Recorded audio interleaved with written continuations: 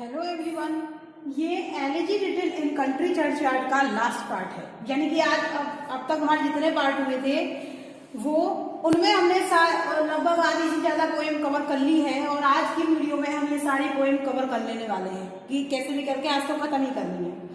तो देखिए क्या होता है कि elegy written in country churchyard है, इसके हमने 19 स्टेंजा तक कर लिए हैं। अब 19 स्टेंजा में क्या था? 19 स्टेंजा तक ये था कि जो गांव वाले थे उनके बारे में पोएट बता रहे थे कि बहुत ही सीधे साधे लोग थे, कभी इन्हें फेम नहीं मिली, प्रसिद्धि नहीं मिली ना। क्यों नहीं मिली? क्योंकि ये गरीब थे, गरीबी ने हमेशा इन्हें दबा के रखा। अगर ये भी थोड़ा बहुत अमीर होते या इनके पास इतना टाइम होता कि ये पेट भरने के अलावा कुछ और कर सकते थे तो हो सकता है शायद इनका भी कहीं हिस्ट्री में कहीं नाम मिल जाता। तो देखिए आगे क्या कहते हैं, Yet even these bonds from insult to protect, माना कि ये लोग गरीब हैं, लेकिन फिर भी एक इच्छा रखते हैं। वो क्या रखते हैं कि उनकी जो बोन्स हैं, मरने के बाद जो उनकी हड्डियां हैं उनको इंसल्ट ना हो, लोग उनकी इंसल्ट ना करें। इंसल्ट कैसे? कि उन्हें पैरों नीचे रोना ना जाए।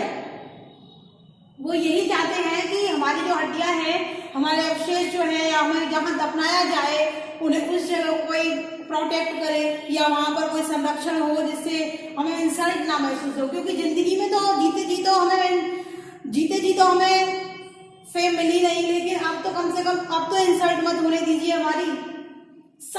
some frail memories still erected high, हमारी कुछ ऐसी यादें हैं जिन्हें हम अब भी ऊंचा रखना चाहते हैं। कुछ ऐसी यादें हैं जिन्हें हम अब भी ऊंचा रखना चाहते हैं। हम नहीं चाहते कि सब लोग हमारी हड्डियों को रौंद दें, कुचल दें, जैसे हमें जिंदगी भर रौंदा गया है, कुचला गया है अमीरों द्वारा, क्योंकि हम गरीब हैं। With uncouth rhymes and shapeless sculptured deck, क्या हुआ जो अगर हमारी ये जो कब्रें हैं इन पर राइम्स लिखी हुई है, कुछ देहाती टाइप के, अनकौथ मीन्स होता है देहाती टाइप की, या ग्रामीण भाषा में कहें, ग्रामीण भाषा भी कह सकते हैं मुझसे, कि देहाती टाइप की जो राइम्स यहाँ पर लिखी हैं, जो लाइनें लिखी हैं, और ये जो शेपलेस स्कल्पचर्स यहाँ पर लगा हुआ है। स्कल्पचर मीन्स होते हैं वो मूर्ति सी होती है ना, टूटी फूटी सी, जैसी भी हालत में है। ज्यादा नहीं तो मूर्ति नहीं लगाएंगे तो कम से कम एक पत्थर तो लगाते ही हैं कब्र के पास, जिसपे उसका नाम लिखते हैं कि ये था, इतनी इसकी डेट ऑफ बर्थ और डेट ऑफ डेथ लिख देते हैं। तो ये जो हमारे यहाँ पर पत्थर लगाया जाए या मूर्ति लगाई जाए, भाई वो तो उसके हिसाब से तो हमें कम से कम सुरक्षित रहने दो। जिंदगी भर तो हमें नहीं रहने दिया, अब कम से कम हमारे हड्डियों को रहने ले दो।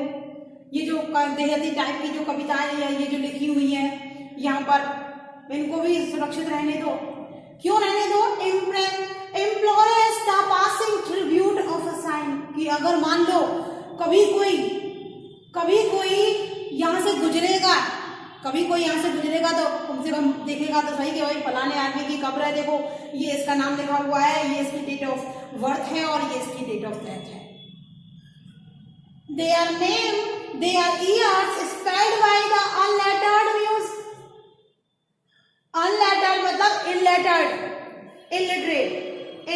मतलब ऐसा व्यक्ति जो बहुत कम जानता है।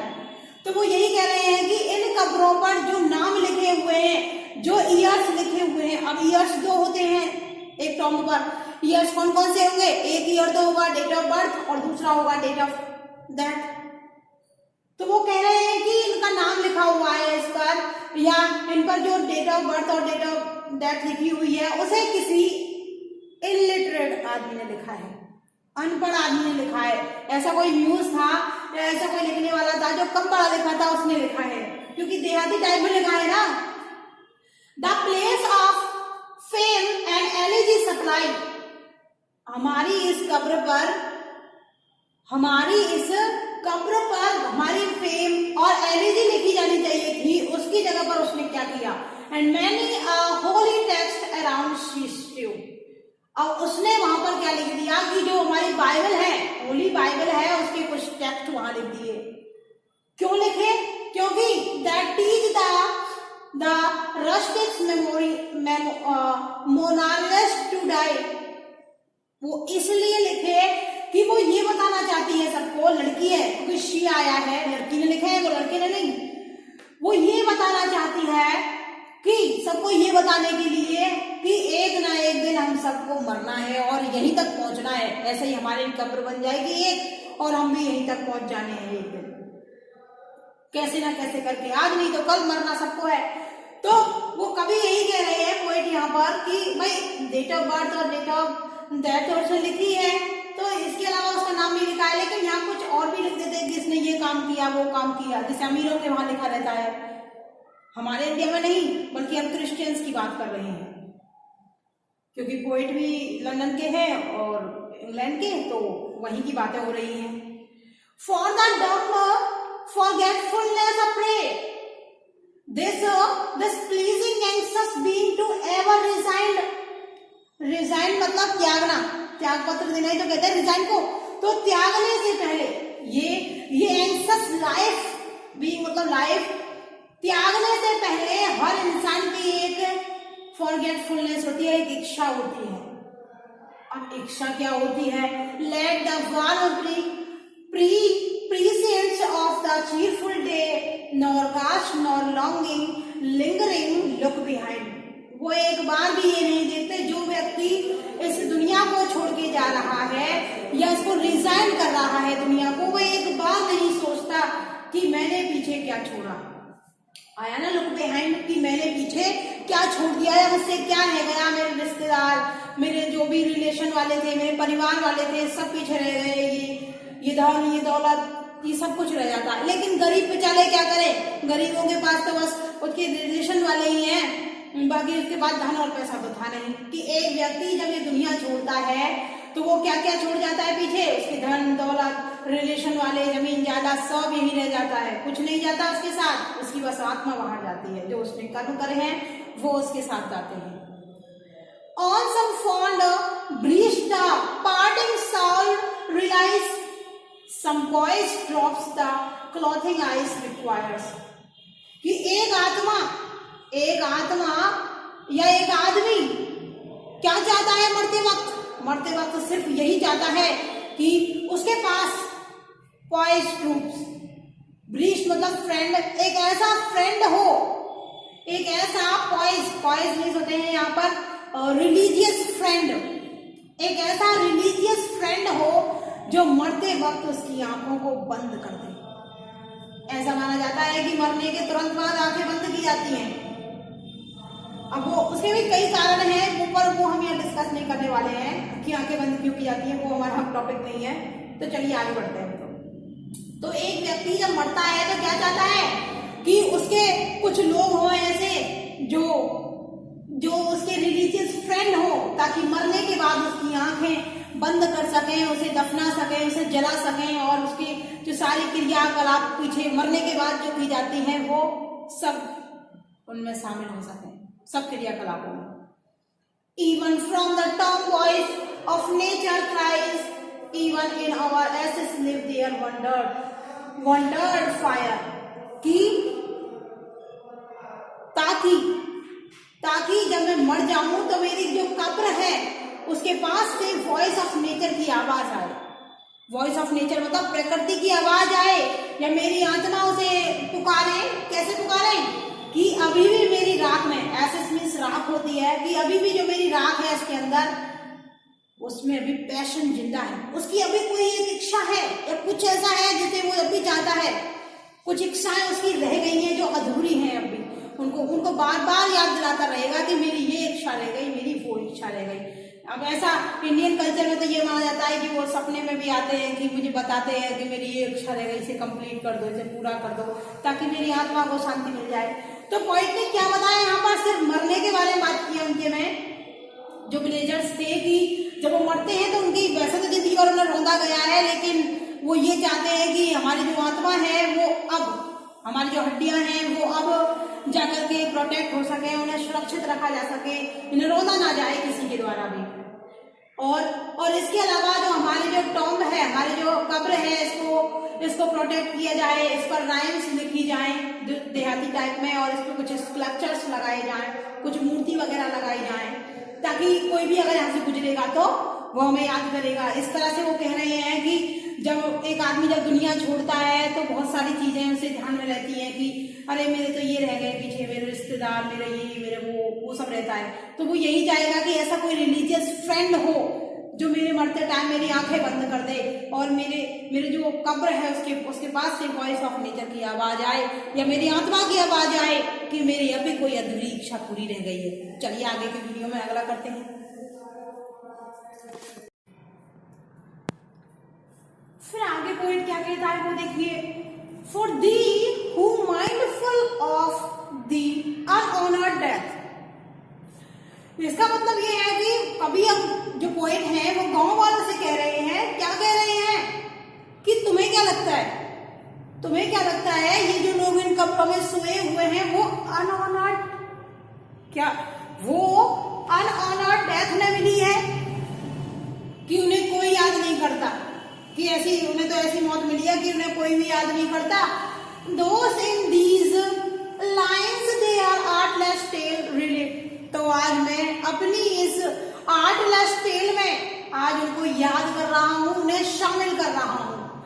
if chance by, हो सकता है फ्यूचर में ऐसा कुछ हो जाए या भविष्य में ऐसा कोई चांस मिल जाए, lonely contention led some kindred spirit shall inquire with the fate divistum। तो हो सकता है अगर फ्यूचर में ऐसा कभी चांस मिले या मौका मिले कि कोई एक काइंडर्ड स्पिरिट यहाँ आए, कोई बहुत अच्छी आत्मा यहाँ आए और वो आपके बारे में इंक्वायरी करे, आपके फेट के बारे में इंक्वायरी करे कि ये आदमी भाई कैसे मर गया, क्या हुआ है इसको, तो ये भी तो हो सकता है कि वो आकर के आपके बारे में इंक्वायरी करे कि क्या हुआ इसे, ये कैसे मरा, ये कौन था, इसने क्या किया था। हैप्पीली सम होरी हेडेड स्ट्रेन में से, तो होरी हेडेड मींस सिर, सफेद बालों वाला, सफेद सिर वाला आदमी जिसके बाल सफेद हो जाते हैं सिर से, ऑब्वियसली वो तो एक बूढ़ा ही आदमी होता है जिसके बाल सफेद होते हैं। वैसे तो खैर आजकल की बात करें तो बच्चे के बाल सफेद हो रहे हैं वो अलग चीज है, लेकिन जब ये तो पुराने जमाने की है ना, अभी की थोड़ी है ये कहानी, ये तो काफी टाइम पुरानी है। तो उस समय तो बूढ़े लोगों के ही बाल सफेद होते थे। तो हो सकता है कि कोई बूढ़ा सफेद बालों वाला आदमी उसे कहे, कौन से कहे, उस आत्मा से कहे, क्या कहेगा देखिए, often we have seen him at the peak of dawn brushing with a hastily step due away. हसली में जल्दी जल्दी, अक्सर, ऑफन मीन्स अक्सर, हमने इन्हें देखा था इन मरे हुए आदमियों को। वो पूछेगा ना उनसे कि ये कैसे मरा था, फिर वो जवाब दे रहा है कि अक्सर हमने इन मरे हुए आदमियों को सुबह के समय, इधर अपलैंड जो है, यहाँ पूरी लाइन आएगी तब अर्थ होगा इसका, एक मिनट रुकिए, to meet the sun upon the upland lawn, कि हमने जब ये सुबह के टाइम बहुत जल्दी ही हमने इन्हें, डॉन मीन्स होता है जिस समय सूरज भी नहीं उगा हो उस समय का समय, सुबह के टाइम का। तो मैंने इन्हें सुबह बहुत जल्दी ही, जब ओस पड़ रही थी थोड़ी थोड़ी, तो वहां मैंने इन्हें जल्दी जल्दी जाते हुए देखा। किधर की साइड, अपलैंड लॉन की तरफ। क्यों जाते देखा, ताकि वे मीट मिल सके सन से, सूरज से, कि वो उगते हुए सूरज को देख सके, उसका आनंद उठा सके, उसका भरपूर आनंद ले सके, क्योंकि बहुत सुबह का सूरज हो चाहे शाम का सूरज हो, सुंदर बहुत लगता है।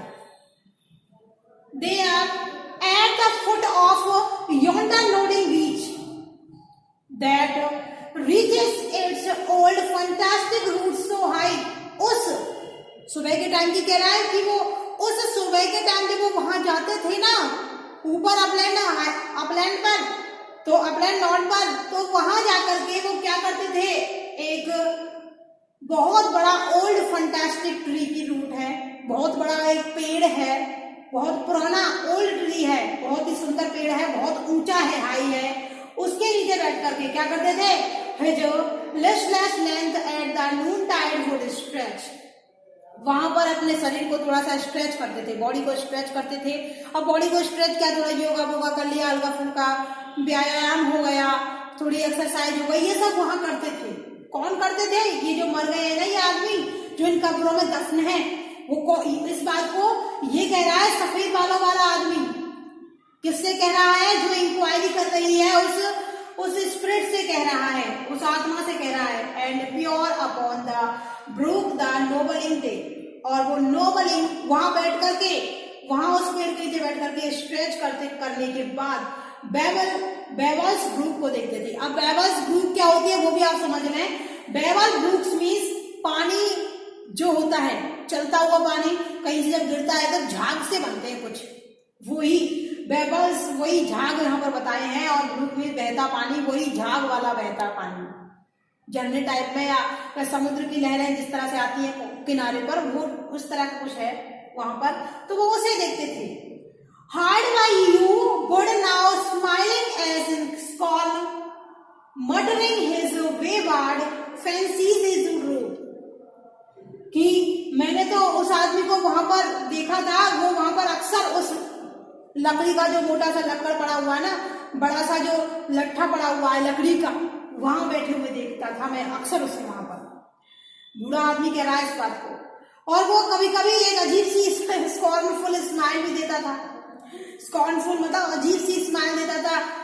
Muttering his wayward fancies his would rove, और वो पता नहीं क्या करता था, अपने ही आप से बातें करता था, कुछ सोच करके हंसता था और बातें करता था अपने आप ही।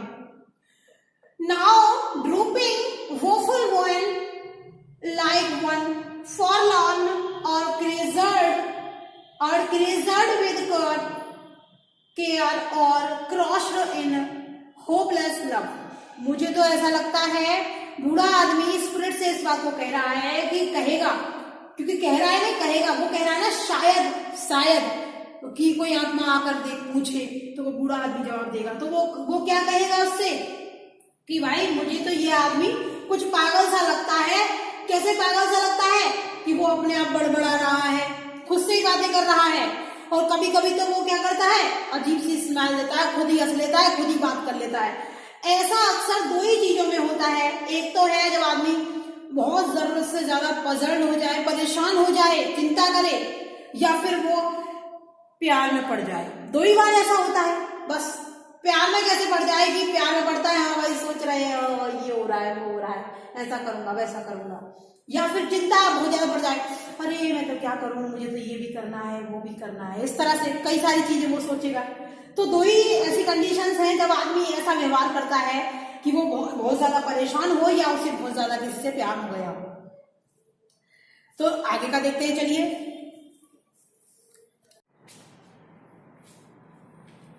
तो देखिए फिर वो आगे क्या कहते हैं। One morn I miss him on the custom hill, कि बूढ़ा आदमी क्या कहेगा कि एक दिन मुझे उसकी याद आ रही थी, मैंने उसे ढूंढा, उस कस्टम हिल पर भी देखा मैंने उसे, alone the health and near his favourite tree, और मैंने उसे वहां भी देखा जहां पर वो थोड़ी एक्सरसाइज किया करता था, हेल्थ बनाया करता था। और इसके अलावा मैंने उसके फेवरेट ट्री के नीचे भी उसे देखने की कोशिश की, लेकिन वो मुझे वहां भी नहीं मिला। अनदर केम, ऐसे करके दूसरा दिन भी हो गया। अब दूसरे दिन भी वो मुझे वहां नहीं मिला। मैंने उसे खूब ढूंढने की कोशिश की कि मुझे वो दिख जाए, कहीं मिल जाए। Nor yet beside the hill, rill मतलब यहाँ पर रिल हिल के लिए आया है कि वो मुझे हिल की तरफ भी नहीं मिला। Nor of the lawn, lawn में भी नहीं मिला जहां पर वो सूरज को देखने जाता था सुबह। Nor at the would he was, और ना ही उस लकड़ी का जो लॉक था, जो वुड लॉक था, वहां पर भी मुझे नहीं मिला, और ना ही उसकी फेवरेट जगह उस पेड़ के पास मिला। मतलब मैंने उसे खूब ढूंढने की कोशिश की, लेकिन वो मुझे कहीं नहीं मिला। The next week the dirges due in a sad array, अगले दिन मैंने क्या देखा कि कुछ सैड एरी मतलब दुख भरे गाने, सैड सॉन्ग जो किसी के मरने पर गाए जाते हैं, गाए जा रहे थे। अब ऐसा क्या हो गया कि जो गाने मरने पर गाए जाते हैं ऐसे गाने गाए जा रहे हैं। Slow through the church way path we saw him borne, तो मैं क्या देखता हूं कि जो चर्च वाला रास्ता है ना, उस पर कुछ लोग धीरे धीरे कवि को ले जा रहे हैं कंधों पर। अप्रोच एंड रीड, मैं खूब देखने की कोशिश करता हूँ, समझने की कोशिश करता हूँ, लेकिन मेरे को समझ में नहीं आता कि आखिर हुआ क्या है। फिर बाद में क्यों ले जा रहे हैं इसको ये लेटा करके। फिर बाद में मुझे पता लगा कि अब जो कवि हैं उनकी मौत हो चुकी है। ऐसा वो संभावना जता रहे हैं जो पोएट हैं, जो चर्च में बैठे हुए हैं, कह रहे हैं कि अब एक दिन सबको मरना है, ये विलेजर्स भी मरे, हम भी मरेंगे।